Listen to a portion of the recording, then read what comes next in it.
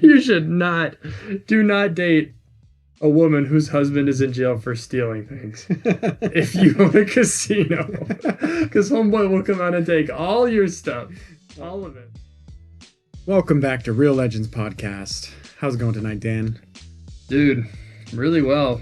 I loved that movie. Yeah? You liked it? It was awesome. Have you seen that movie before?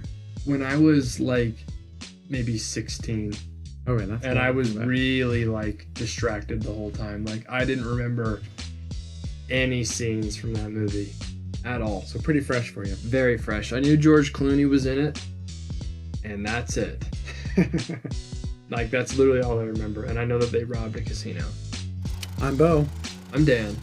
Tonight's movie is Ocean's 11, starring George Clooney, Brad Pitt, Matt Damon, and up to 11 other guys. For real. Bernie Mac, Julia Roberts. I love Bernie Mac.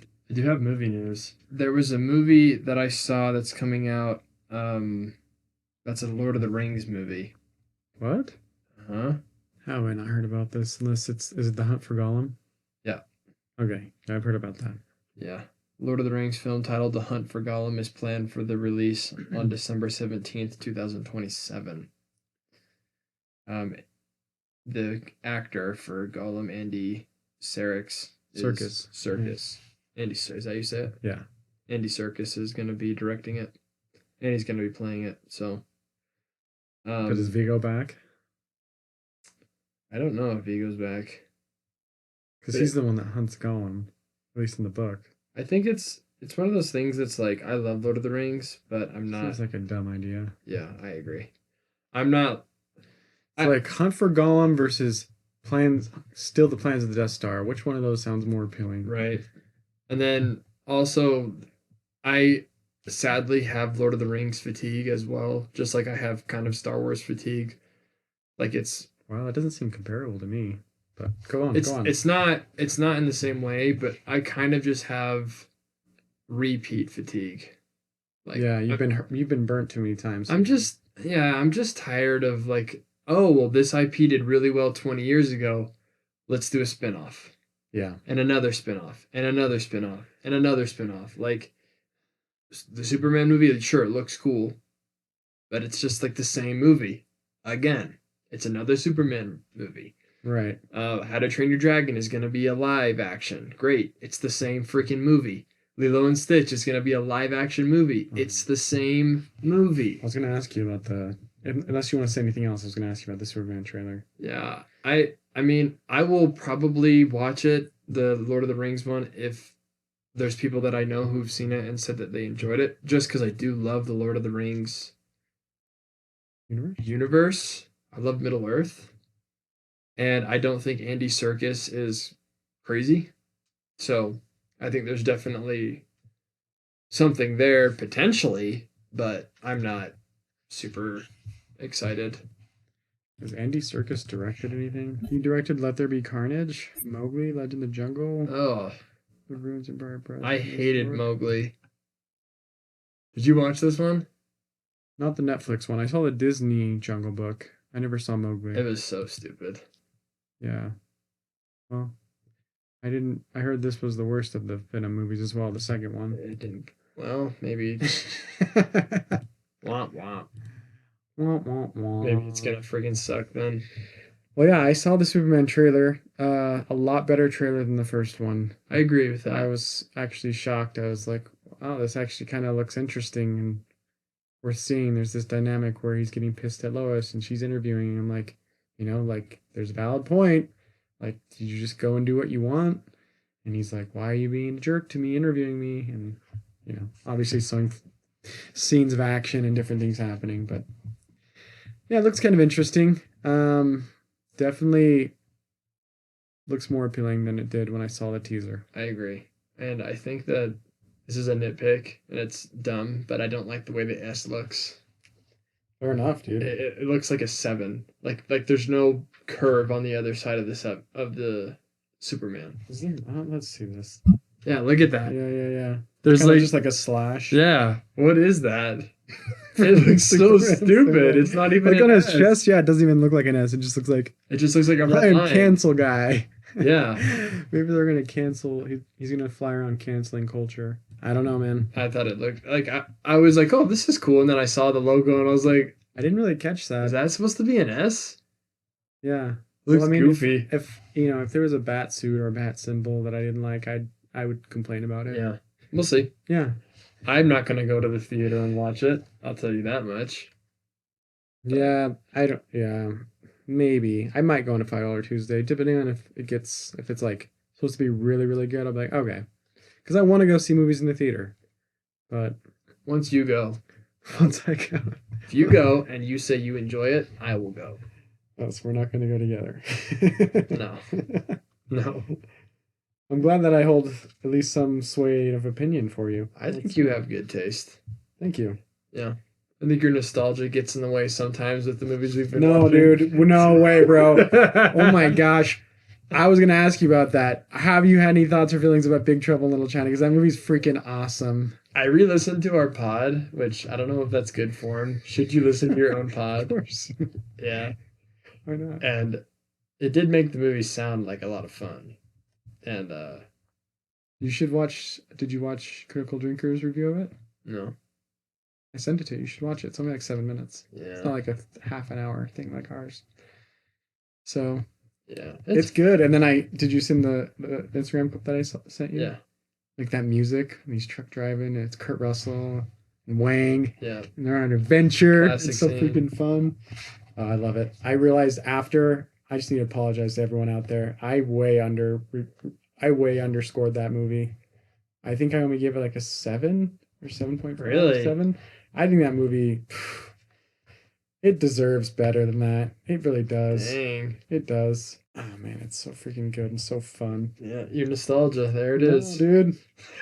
It's real. There it is. Okay. Speaking of what we did watch, Ocean movie. Yeah, Ocean's 11. Great movie. Yeah, let's get into it. Spoiler-free thoughts. I loved it.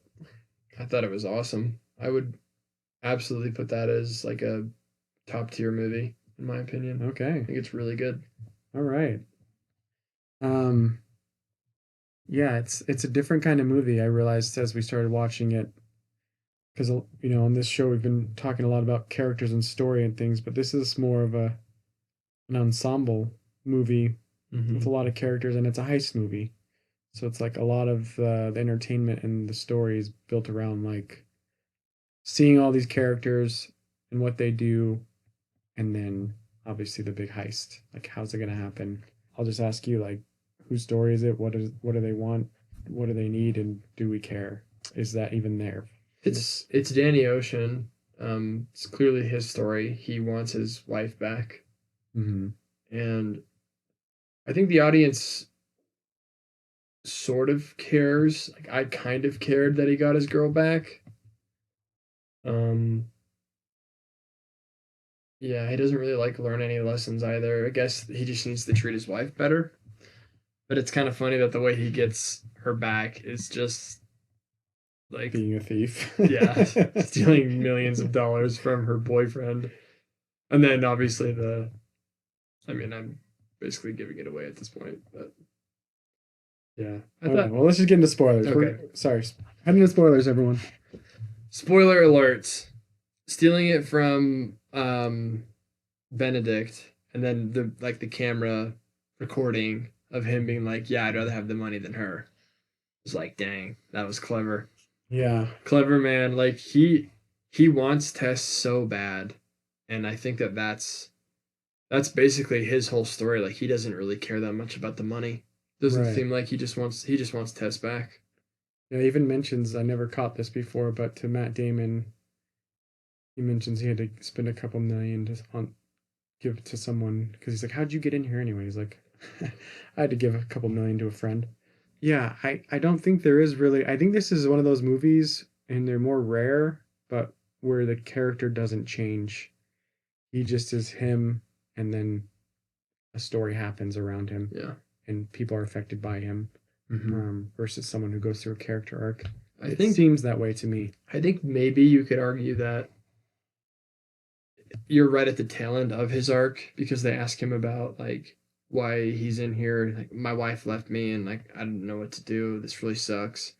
And then he says like I've lost things before. I'm not going to lose them again. Right. And so like his arc, I guess, that he learned in jail was that his wife was very precious and that he'll do Right. anything to get her back. Yeah. So I mean that's probably just the tail end of the arc though. Like we don't actually see him change much, but Right. we hear about him, like the line that I think of is Tess saying about Benedict because Daniel asks, "Does he make you laugh?" Yeah. And she says, "He doesn't make me cry." Right. So it's like, dang. So Daniel was a really bad husband, but He kept his thief life secret. yeah, and that's not. but then Yeah, he's not good. but he like still loves her, and so he's trying to like do all he can to get her back. Right. So not necessarily an arc that we see, but clearly like he has learned a lesson about the preciousness of her.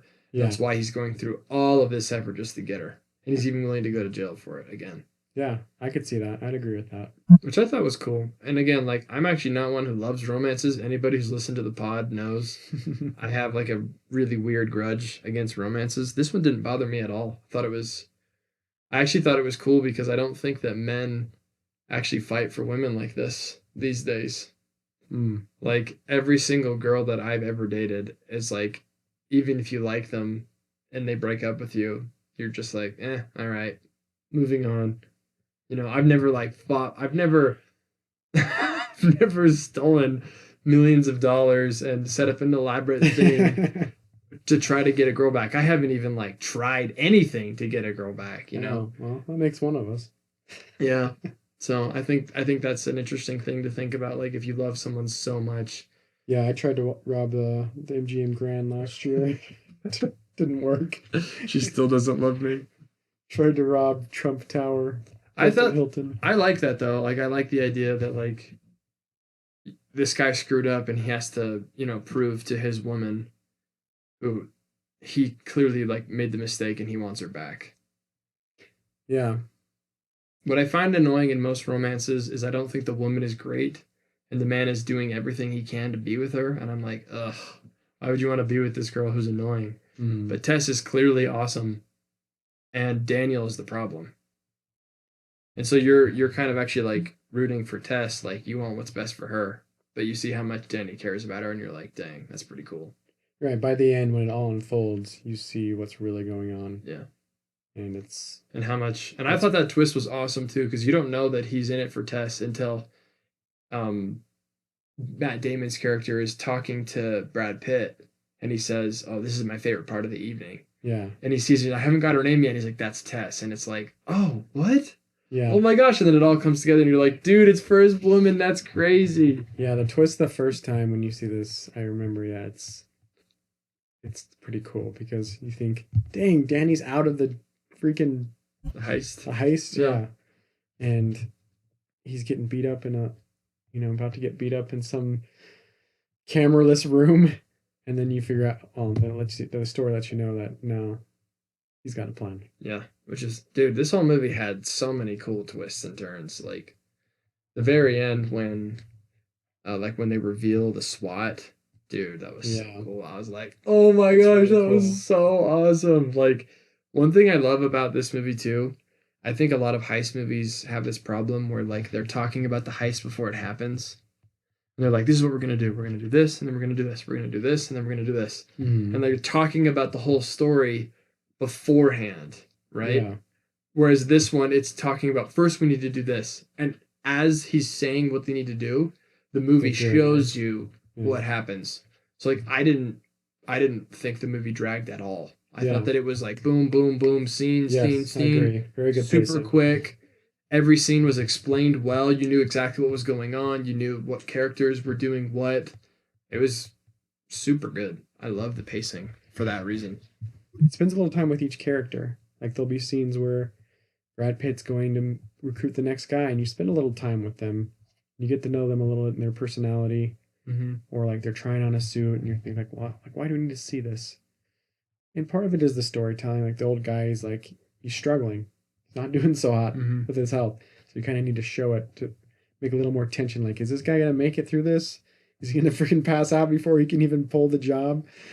So I get that, but it's just kind of wild that they're able to get us through that without it for you, or really even for me, even though I noticed it, be distracting or be like, oh, it's just dragging. Yeah, I totally agree. The pacing is really, really good, and that's something that's so important to me in films, is that you feel like every scene is there for a reason, Mm-hmm. and you want to know what happens next. Movies that I always lose like interest in are just where the scene goes on too long, or there's like two scenes in a row that I don't feel are like super necessary, and I never felt that way once in this show. I thought it was even fun, like introducing all the characters too. Like they had the scene where the two Mormon boys are like racing the trucks. Yeah. The whole scene is like goofy and funny, and it's just like there, and it's like, oh, these are cool. Two long fun characters. That's kind of Yeah. neat. I think you do well in Provo. I think Yeah. you'd really like it there. Yeah, like introducing the characters was fun. I thought they were all like interesting enough at least, and I liked how George Clooney is a very talented actor, and Danny Ocean's character is awesome. Like how he just Hmm. like shows up places Very and cool guy. the people know who he is, but he doesn't say that he knows them. He just walks in and they see them. Like when he walks in to play poker with Rusty. Yeah. Rusty doesn't like say anything, Right. but They keep it very you know they're cool. acting Yeah. like they don't know each other, but they do. And then the same thing when he goes and sees The dealer. yeah, when he sees Bernie Mac's character Frank Yeah. or Ramon, whichever one. Yeah. Frank. Same thing. Like they're acting like they don't know each other, but they do. And then the scene where him and Rusty go and talk to the one guy with the cigar who's like pitching the idea. They're super cool about it. They're like, okay, yeah, no worries. And then they walk away, and he's like, wait, where are you guys doing it? Oh, Yeah. we're doing it here. Wait, is that Benedict's place?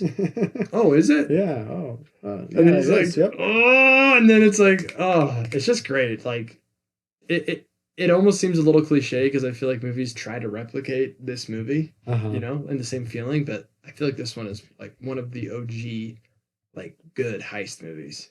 you Yeah. know? And I think, Clooney does a great job of being a very mysterious, like almost James Bond-esque, Totally. like stereotype or archetype. Where he just doesn't say a lot, kind of cool, kind of mysterious, and just Very cool. has some looks that you're just like, oh, okay, like Very cool. this guy's a real man. This guy's a real gentleman. I don't Yeah. know what else to say besides whatever he says goes. Yeah, and like his lack of words is just like, dang, this guy is so freaking cool. Yeah. What do they say to him? The celebrities at the poker table. They're like, so what do you do? And he's like, I just got out of prison. Okay, for what? I stole things. It's just like, wow. Yeah. Okay, well, this guy. And then when he has the 4 9s, he's like, what does 4 9s mean? Puts him down. I don't know if 4 9 is good, but the ace high or ace seems to be a high card or something like that. Yeah, and he wins like the coolest way ever. One thing I think, and here I'll try to think of things I disliked. I always feel bad when the antagonist is somebody who didn't do anything wrong, and they're just on the wrong end of the stick. And I think Tell me more. Benedict actually fits that pretty well. Benedict didn't do anything wrong, you know. He was under the idea that Julia Roberts Tess was divorced and that her husband's in jail, so he's dating her. He runs successful casinos. Okay. He, has a good business plan. He does well for himself, I'd say. very well for himself, but because he took the wrong guy's girl, he just gets wrecked for it, I think there's a little more to it than that. Because George Clooney, right, he says to Tess at one point, like, if you don't love me and you want to move on, that's fine, but not this guy. Not that it's for him to say, but I think he's making a point of saying, like, this guy is no good. Like, yeah, he has the outward appearance of success, but, like, he gets his hands dirty. He's not Yeah. a good person. Fair enough. Maybe he's not the best guy, but neither is George Clooney. Sure. Like, George Clooney, though, I feel like is the kind of guy that will steal from you, but Benedict's the kind of guy that will kill your dog and kill your cousins and your family and your, maybe. and kill you. Where George Clooney's Yeah. not a killer. He's just a burglar. Yeah. He's I do con think, artist. yeah, I do think that obviously Benedict's not a great guy, but I had like an inch, like a sliver of empathy for him. I was Sure. like, dang, this guy just like picked up this girl and He's getting wrecked. like you, you you should not do not date a woman whose husband is in jail for stealing things. If you own a casino, because homeboy will come out and take all your stuff, all of it. Yeah, apparently. I mean, Benedict's not a great guy, obviously, but it does kind of suck to get wrecked like that. Yeah. But they do say things like how Benedict has like he's not just the kind of guy who will hurt you, like he'll break your kneecaps or whatever. I don't remember what the line is, but like Yeah. they do make him out to be like he, a pretty nasty guy. So yeah, the guy stole from him. He took out his brother-in-law's business and everything. Like it's like even his brother-in-law was affected by Terry Benedict. Didn't kill his dog, but he is, So I guess what goes around comes around, and I'm sure Tess is not going to stay with George. You don't think so? No, it's not going to work out. Danny hasn't. I thought he's a changed guy. Nah, maybe, but I think so. I think it's smooth sailing from here. Hopefully. I mean, look back at the scene where he kind of reached in for the kiss. She was not backing away. Dude, she was into it. She was like mad, but she loved him. She wanted him. And well, dude, just imagine being a woman and being pursued by like the most silver fox, tough guy, James Bond-esque character. Yeah. You'd say no, but in the back of your mind, you're like, man, please kiss me. Just kiss me on the mouth. I'm sure we know exactly what women are thinking. I'm not gonna lie, dude. That's a real thing. Well, no, I completely agree with you, but I'm just a joke. And all these freaking women who watch these. Don't worry, our demographic so far, no women listen to this podcast. Fair enough. But women listen to these like true crime stories all the time, and they'll like write letters to the psychopaths. Oh my gosh! Because they exemplify such confidence and like amazement, right? So the Luigi Mangione, the guy who shot the CEO, in the back of the head, he's been getting love letters like crazy. Oh my gosh, women. So that's what I'm saying is like George Clooney is that type of character who's very, very confident, very charismatic, and a little brutal. There are tons of girls out there that are attracted to that. Yeah, and it doesn't hurt that he's handsome. Exactly. Yeah, so there you go. 5 years in the clink. Yeah.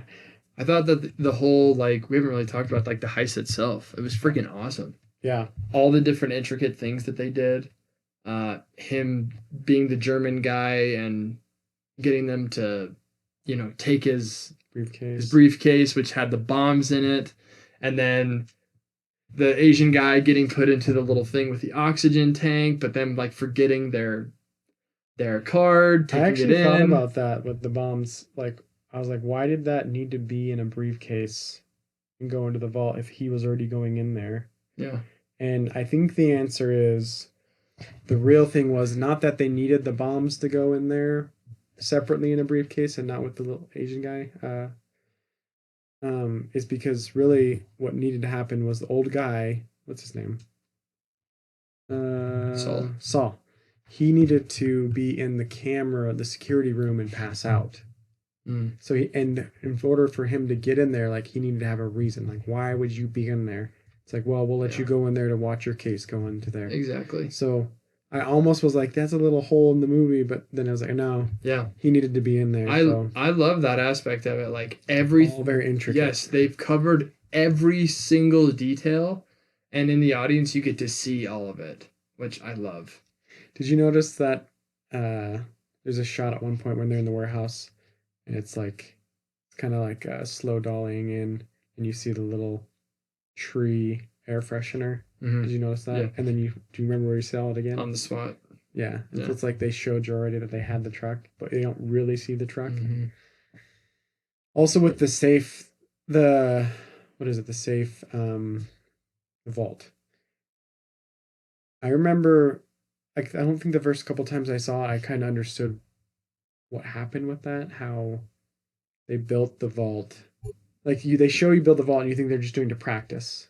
but really they're also doing to record. So they could Yes. put the video Oh, over the security footage of so like, oh cool. yeah, this is them in there with masks on doing stuff and it And blows up and yeah, all this stuff. and it And has you as the audience tricked as well. right. Because you think they're just using it to practice, but then we find out no, they're actually recording video to put over the security So footage. awesome, dude. So awesome. And then they had to find the pinch thing. They Yes, activate last that, and then minute. they hook the things He on, grabs his crotch as he's blowing. yeah, and they hook the things on, and they go down like the laser tunnel, and like every little detail was thought about, and every detail was also shown to the audience. Sometimes movies make the mistake of giving too much detail, and sometimes movies make the mistake of not getting enough detail, where it's just like, oh, that happened, and there's no real explanation. This one does a really good job of showing you step by step how they did the thing and why they did the thing. I thought that it like was really really well done. There wasn't like any scene except for one that I thought I don't really get what's going on. The one that I Tell didn't me. It was the one where the guy walks in to beat up George Clooney, Okay. but he's on his team.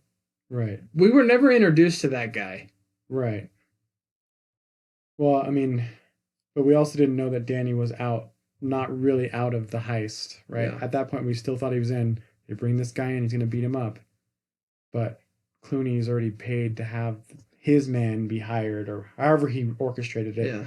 to have his man come in that can fake the Yeah. beating while And he I goes off and yeah, and does the heist. I guess they couldn't have shown that because you as the audience think that he's I mean, I don't think that needed to, but I mean, you could have maybe done something very subtle. Like I noticed this time watching, I never noticed it before. When Rusty, Brad Pitt's character, is like drinking at the bar in between playing cards with the celebrities, George Clooney actually passes behind him, and then he goes in back into the room, and George Clooney's in there. And I'd never noticed that before.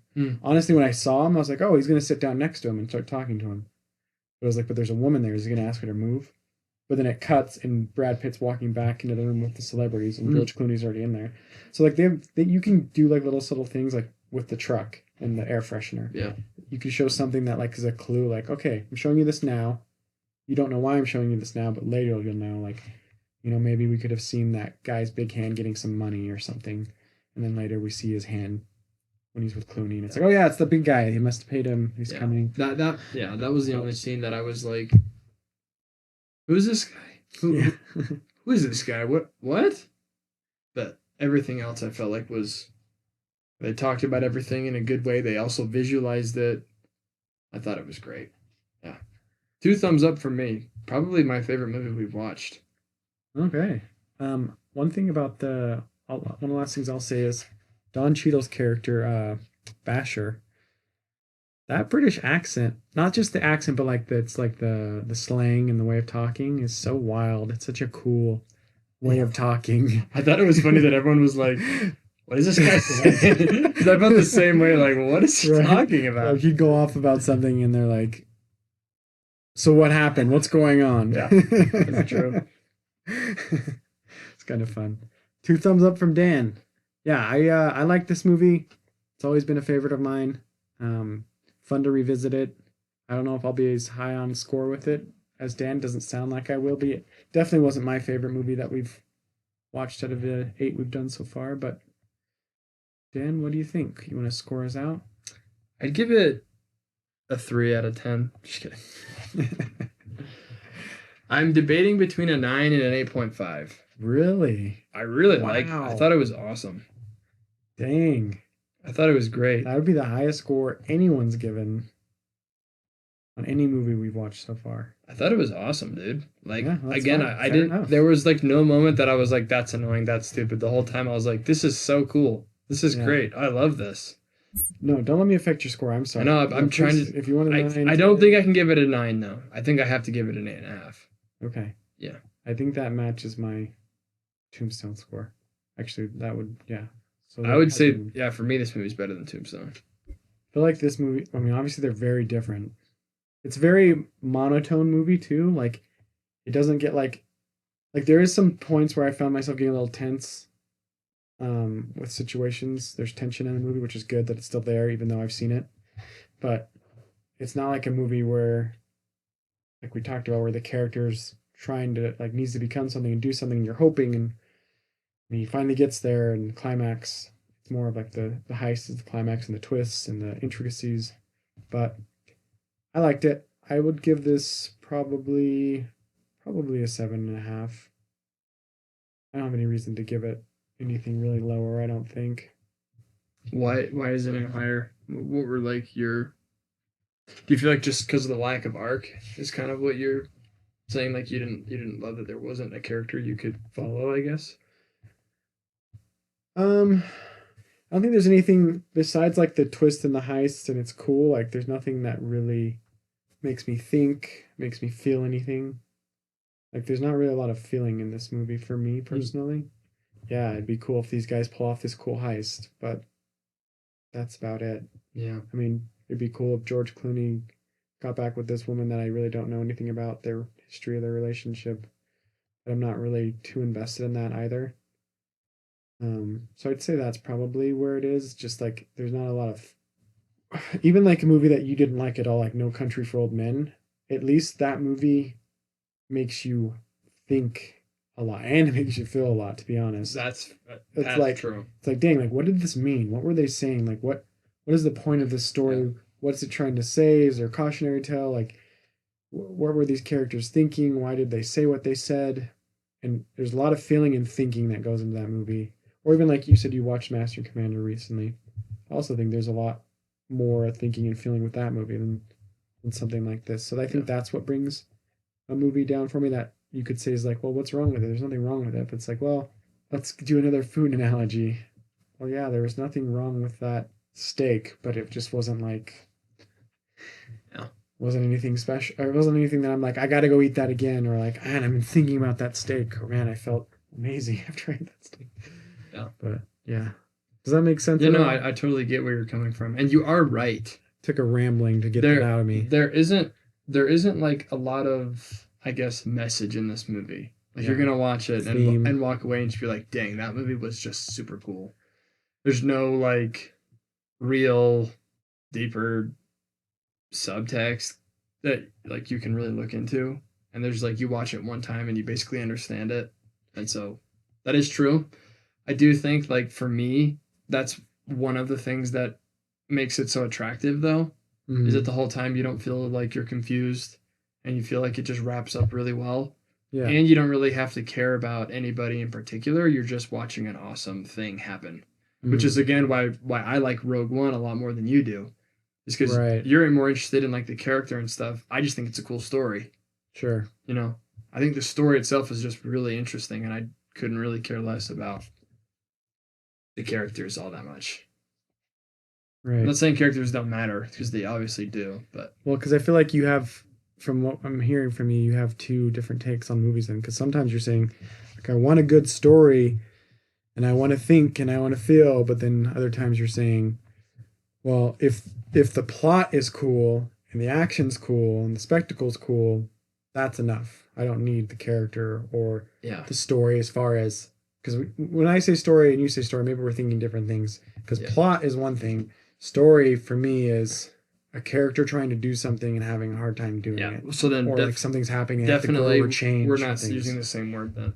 Yeah. When I say story, and it has like a moral to it. A story has a moral to it. Yeah. Whereas, like, does Rogue One have any moral to it? I mean, plot. Does Ocean's 11 have any moral to it? I don't really think so. I mean, you could maybe pull little things like, well, be a good husband, and then you won't have problems like this.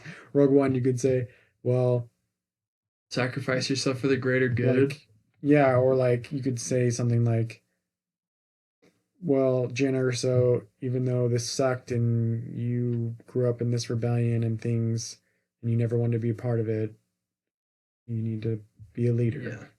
I don't know. You could pull something. You are hitting on something that's interesting, and I've thought about this a lot too, because I find myself not really caring about characters that much.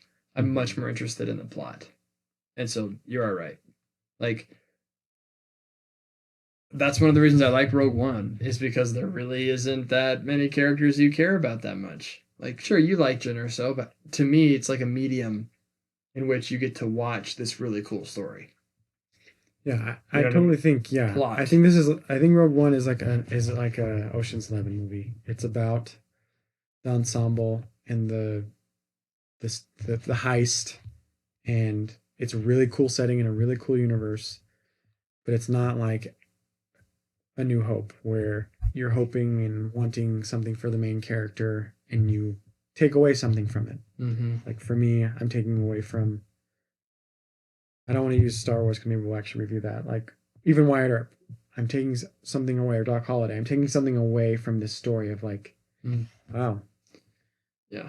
And we definitely watch movies differently because what I remember from Tombstone, what I liked about it was just the plot.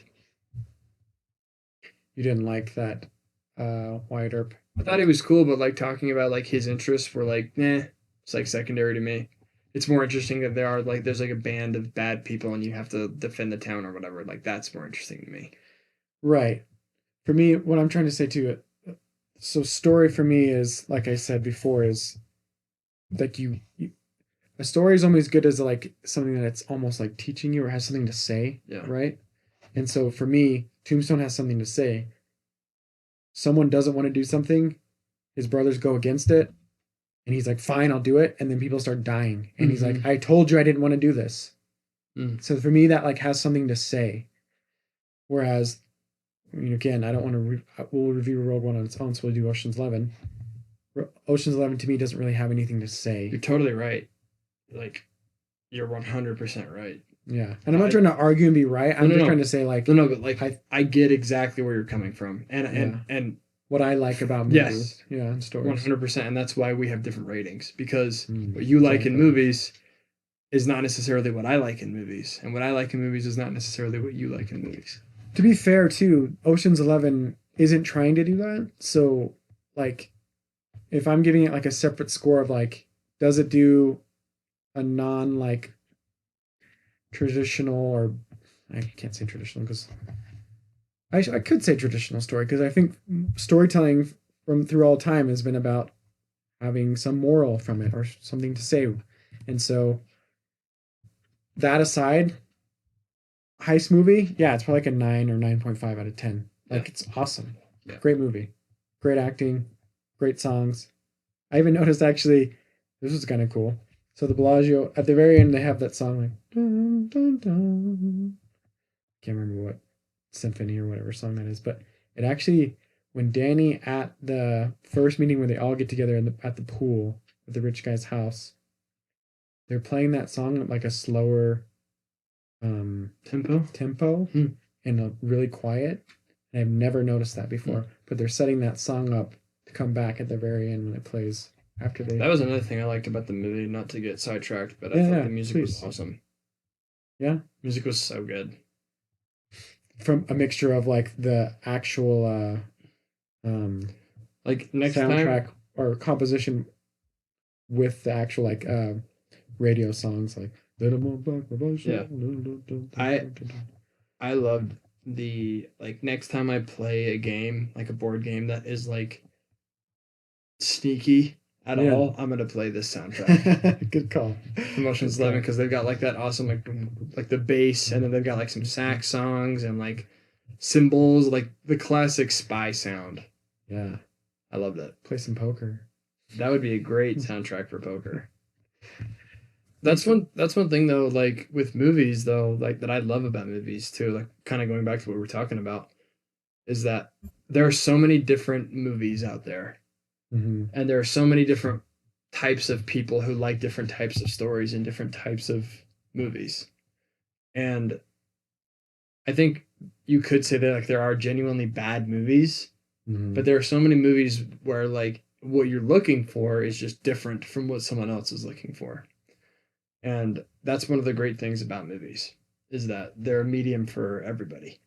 Everyone can enjoy a movie just depending on what you like. Yeah, and I would say it's not always that I'm just looking for something because I know when I saw this movie originally, like I was in love with it. I loved it. I mean, it's on my list on Letterboxd as one of my favorite movies. Mm. And so like I just want to go see a movie and have a good experience with it, whether that's an Ocean's 11 or that's a different movie that has more character driven story with like a Yeah. with a moral. think you do connect a lot more with the characters than I do. Or sappy. I'm not interested in people like at all. Like when people he start hates telling people. when people start telling me about like their personal life, I have almost no interest in it. Well, I hate to break it to you, pal, but if you're ever going to be with a woman, she cares about those things. I know. And she really wants you to care about those things. I know, and that's And why she really wants you to ask you about those things. Yeah. And listen and understand and care. Yeah. So good luck with that. I know. That wraps us up for this episode of Real Legends. Thanks for checking us out, and be sure to like, subscribe, give a 5-star review. Go find us on Instagram at real.legends.pod. And you know what? We might be finding us another place here soon. We'll see. Keep your eyes peeled for that. Catch you on the flippity flop. See you at the concession stand, maybe. What are you doing? I'm looking into putting this on YouTube as well. Oh, we totally should. Yeah, because there's actually a bigger audience for movie reviews and podcasts in general. I looked up statistics. Everyone loves YouTube, bro.